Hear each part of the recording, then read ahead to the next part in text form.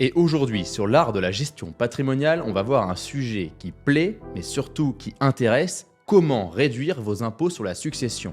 Allez, c'est parti. Avec Guillaume, on va parler des impôts sur la succession. Donc on va parler de donation de moment, on va parler d'assurance vie, on va parler de donation en avance de part successorale. On va peut-être même aborder d'autres stratégies au fur et à mesure. Commençons tout simplement avec la donation en démembrement de propriété.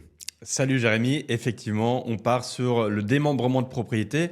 Alors là, j'aimerais déjà rappeler ce qu'est le démembrement de propriété et ce qu'est la donation en démembrement de propriété. On va parler du démembrement.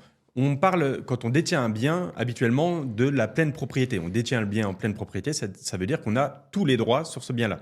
Sauf que dans le droit, on peut diviser cette pleine propriété en deux parties. La première partie, c'est l'usufruit. L'usufruit, ça veut dire que tu as le droit d'utiliser le bien, d'y vivre ou bien de choisir de le louer et à ce moment-là d'en percevoir les revenus. Ça, c'est pour l'usufruit. Mais on a également la nue propriété. Et cette nue propriété, c'est une autre partie de la pleine propriété qui, elle, nous permet tout simplement d'être détenteur à terme du bien, c'est-à-dire d'en être propriétaire au jour où l'usufruit s'éteindra. Et à ce moment-là, on va avoir un rassemblement des deux parties pour recréer la pleine propriété chez la personne qui détiendra la nue propriété ou d'ailleurs qui détiendra l'usufruit dans certains cas. C'est aussi possible d'avoir des démembrements temporaires, par exemple. Là, on est sur la donation. Donc, qu'est-ce qu'on va faire pour utiliser ce partage de la pleine propriété?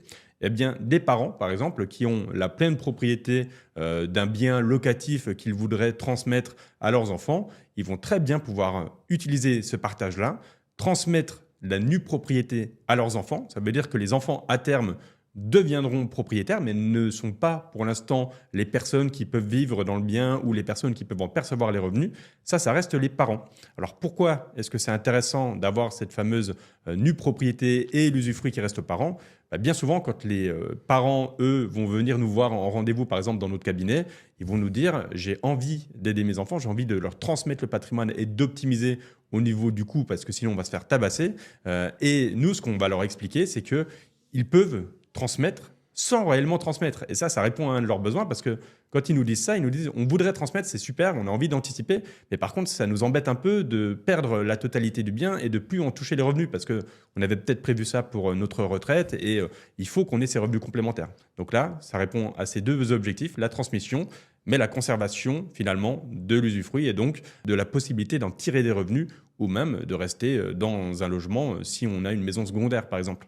Oui, donc ça, c'est vrai que c'est hyper intéressant pour des personnes qui veulent transmettre une partie de leur bien, c'est-à-dire la nue propriété, tout en conservant les revenus. On peut savoir aussi que la plupart du temps, comme tu l'as dit, c'est la préparation à la retraite de ces personnes-là. Donc elles ont besoin de ces revenus complémentaires.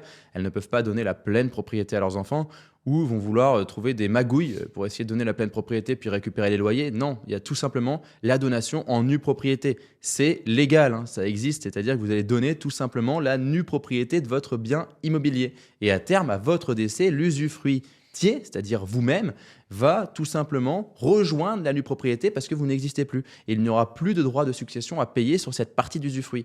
Ce qui est intéressant, c'est le côté fiscal.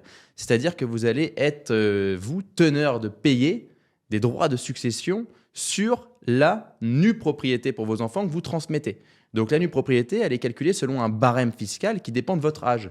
Plus vous transmettez tôt, plus la nue propriété n'a pas beaucoup de valeur. Parce que forcément, votre usufruit vaut beaucoup parce que vous avez une espérance de vie qui est longue. D'ailleurs, ce barème n'a toujours pas été remis en place alors que l'espérance de vie s'est allongée. Je pense que ce sera une discussion dans les prochaines années par le gouvernement. Oui. Mais c'est vrai qu'en tout cas, par rapport à cette donation, plus vous donnez tôt, plus votre usufruit est valorisé et donc plus la nue propriété que vous transmettez est moins valorisée. Et donc techniquement, si c'est moins valorisé, votre nue propriété, vous allez payer moins d'impôts sur cette nue propriété. Je vous prends un exemple. Si vous avez 55 ans et que vous avez un bien de 200 000 euros, que vous êtes seul et que vous les transmettez à votre enfant, ces 200 000 euros, si vous avez 55 ans, la nue propriété elle est valorisée à 50% et l'usufruit est valorisé à 50%. Ça veut donc dire que fiscalement, vous allez payer des droits sur 50% du bien pour votre enfant. Et donc, sur ces 100 000 euros, ça ferait 100 000, 100 000, parce que les 50% de 200 000, ça fait 100 000. Et donc, votre enfant ne devra pas payer de droits de succession parce qu'il a un abattement fiscal de 100 000 euros et ça lui évitera des droits de succession. Maintenant, vous avez 60 ans. Votre usufruit, vous avez un peu moins effectivement de valeur dans l'usufruit parce que vous êtes de plus en plus proche effectivement du décès, du moins de l'espérance de vie qui dit que vous allez mourir, ce qui est logique. De votre côté, vous avez donc cette fois-ci un usufruit qui vaut cette fois-ci 40% et une nue propriété qui vaut 60%. Et donc votre enfant fiscalement, la base taxable sera de 120 000, moins l'abattement de 100 000, il reste 20 000. Votre enfant va payer un peu d'impôt sur cette nue propriété. C'est important de le comprendre. Et pour mieux comprendre encore ce type de calcul, on a écrit un livre avec Guillaume. Alors oui, si tu veux te construire un patrimoine et savoir le transmettre de manière optimale, le livre, il est fait pour toi. Tu vas apprendre à faire fructifier ton argent intelligemment, investir dans l'immobilier avec méthode, réduire tes impôts légalement et protéger ta famille pour de vrai. Et ce n'est pas un livre pour réfléchir, c'est un livre pour passer à l'action. Alors oui, tu peux dès à présent précommander notre livre « Construis ton patrimoine » même en partant de zéro. Et tu trouveras le lien dans la description du podcast. Allez, on poursuit le podcast. Par rapport à tout ça, il faut savoir que la plupart des personnes qui donnent en nue propriété donnent souvent à l'âge de 50, 60 ans, entre 50 et 70 ans, parce que le barème change tous les 10 ans. C'est important aussi de le savoir. Par exemple, vous pouvez donner à 60 ans et vous allez bénéficier du même barème que les personnes qui ont donné à 53 ans. Donc vous pouvez attendre même jusqu'à 60 ans avant de prendre la décision. C'est rassurant. Ou même jusqu'à 70 ans dans la deuxième tranche.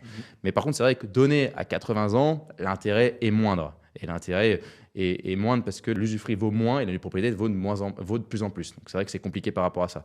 Donc vous avez compris cet exemple. Maintenant, il faut passer du coup aux abattements pour mieux comprendre pourquoi c'est intéressant. Quel est le deuxième outil que beaucoup de personnes utilisent? C'est tout simplement la donation simple avec les abattements qui existent en France. Et oui, parce qu'en France, on est, entre guillemets, encouragé à donner le plus tôt possible pour pouvoir profiter de ces fameux abattements.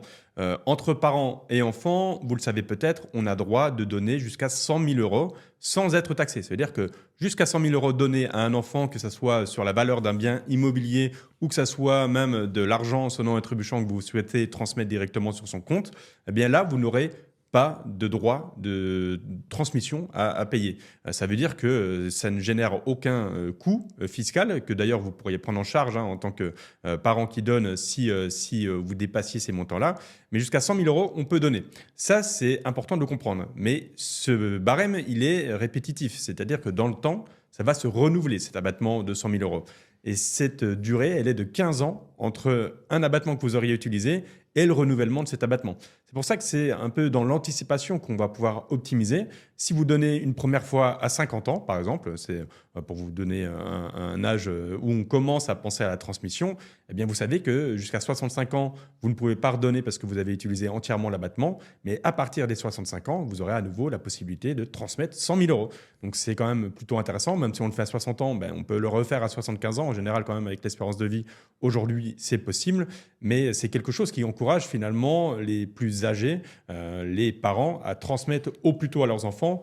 Parce que si vous le faites à 85 ans, effectivement, vos enfants, ils ont peut-être déjà plus vraiment besoin de la donation. Et en plus, si vous le faites à 85 ans, sûrement l'abattement ne sera pas renouvelé, malheureusement, le jour de votre décès. Et donc, on ne pourra plus utiliser une seconde fois cet abattement-là. Et oui, parce qu'il faut le comprendre que si vous donnez à 80 ans et que vous décédez dans les 15 années qui suivent, lors de votre succession, cette fois-ci, il n'y aura pas d'abattement parce qu'il n'aura pas eu le temps de se régénérer. Et ce qui est dommage, c'est que ça ne se reconstitue même pas au fur et à mesure des 15 ans. C'est-à-dire que c'est vraiment pile aux 15 ans que vous récupérez les 100 000 euros d'un coup. Donc il faut tenir jusqu'à 95 ans dans mon exemple pour que les 100 000 euros se régénèrent. Sinon, effectivement, il n'y aura pas de double abattement et donc ce que vous aurez fait n'aura servi au final à rien, pour être clair.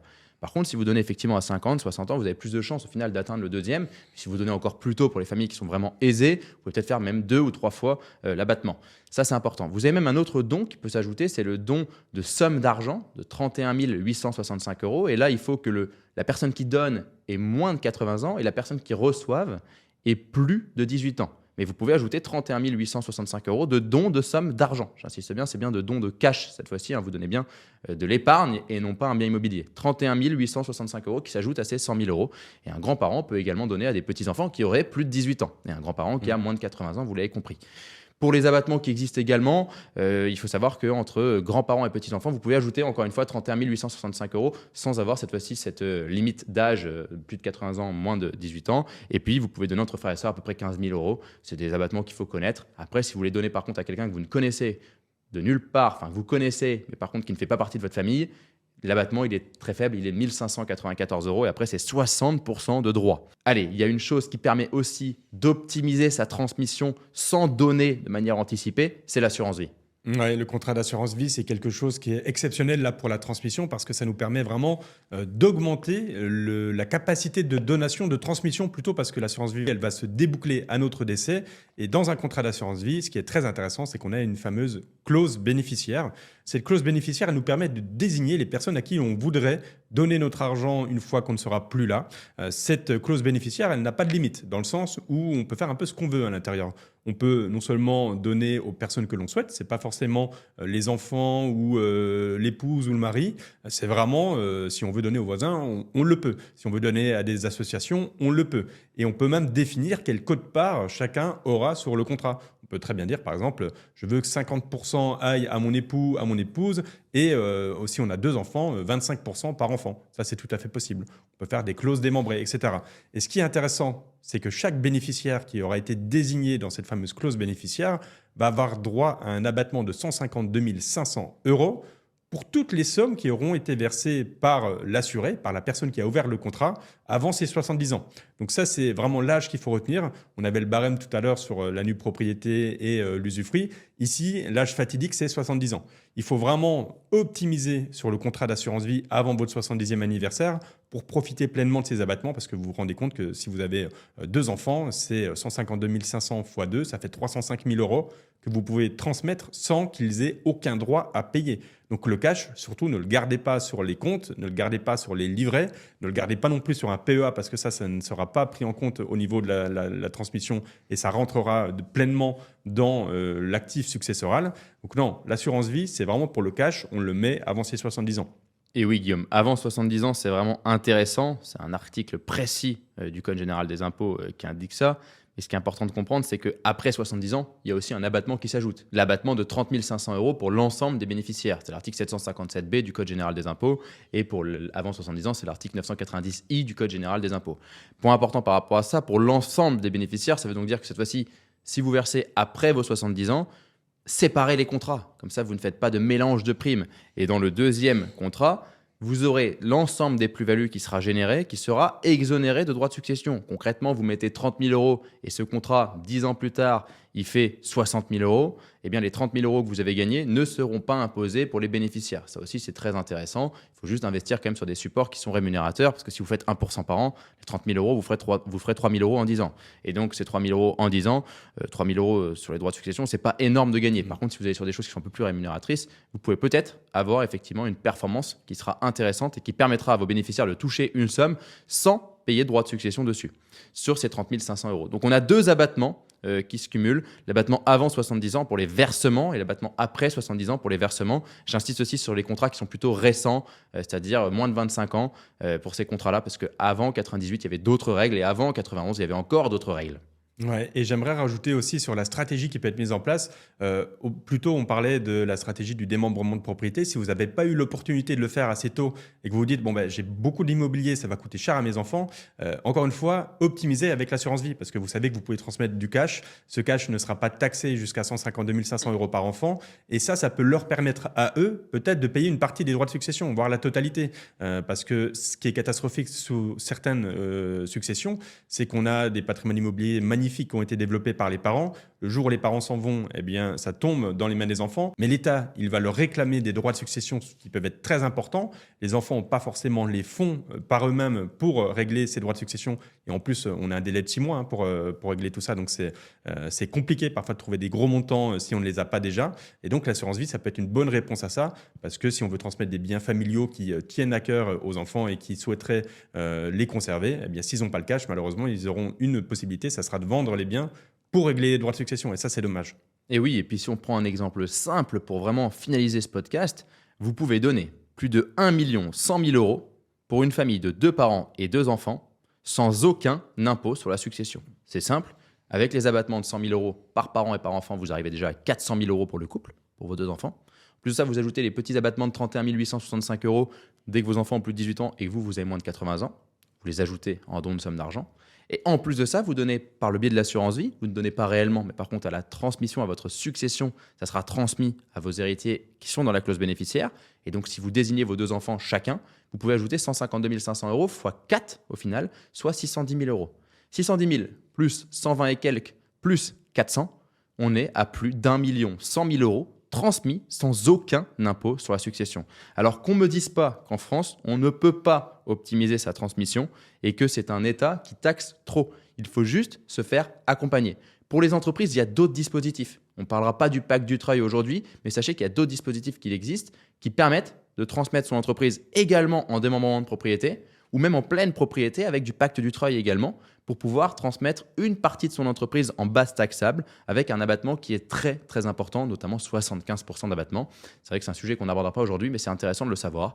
Donc je pense qu'on a fait le tour. Guillaume, est-ce qu'il y a des choses à rajouter à part que anticiper, c'est la clé? Ouais, c'est ce que j'allais dire. Le secret, c'est l'anticipation. Plus vous vous y prenez tôt, plus vous ferez d'économies pour vos enfants au niveau de la transmission. Et il y a également un point qui est important, c'est de bien réfléchir à ce qu'on veut transmettre. On l'a dit, quand on transmet la nue propriété à nos enfants, ben, on n'est plus pleinement propriétaire. Donc attention aussi de ne pas transmettre des choses qui pourraient être vendues par la suite en cas de besoin. Il faut vraiment réfléchir, se faire accompagner pour faire un bilan finalement de son patrimoine et de ce qu'on peut transmettre pour ne pas faire d'erreurs qu'on pourrait regretter parce que parfois on transmet peut-être un peu trop vite et finalement c'est un bien qu'on a envie de vendre mais on n'est plus seul décisionnaire.